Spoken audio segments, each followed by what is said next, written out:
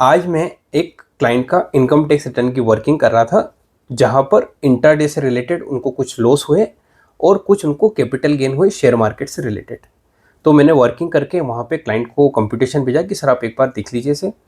तो क्लाइंट का वहाँ पे कहना था कि सर आपने इंट्राडे के लॉस को कैपिटल गेन से एडजस्ट तो किया ही नहीं, आपने तो यहाँ पे गलत कर दिया। तो मैंने उनको क्या बताया, मैं आप सभी दर्शकों को यहाँ पे बताना चाहता हूँ कि इंट्राडे से रिलेटेड जो भी आपको प्रॉफिट या लॉस होता है, उसे इनकम टैक्स के नज़रिए से स्पेक्युलेटिव बिजनेस में बताना होता है।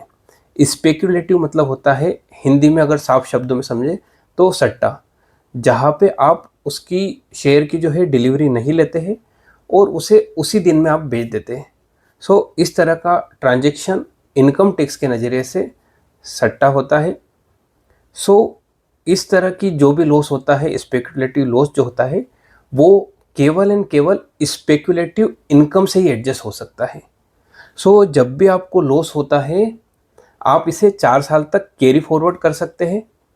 तो स्पेकुलेटिव लॉस जब भी होगा आपको, आप इसे अदर सोर्स की इनकम हो जैसे कि इंटरेस्ट, उससे एडजस्ट नहीं कर सकते हैं। सैलरी की इनकम है, उससे एडजस्ट नहीं कर सकते हैं।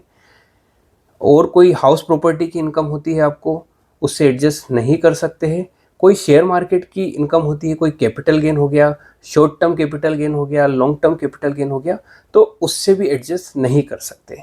तो सीधे सीधे शब्दों में यही है कि स्पेक्युलेटिव कोई भी लॉस होगा तो that can only be adjusted from the speculative income only.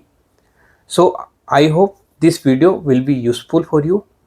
And मैं आपको यहाँ पे एक और चीज़ बताना चाहता हूँ कि ये इनकम टैक्स सीरीज चल रही है, जहाँ पे हम डेली कुछ ना कुछ आपके लिए अपडेट्स लाते हैं।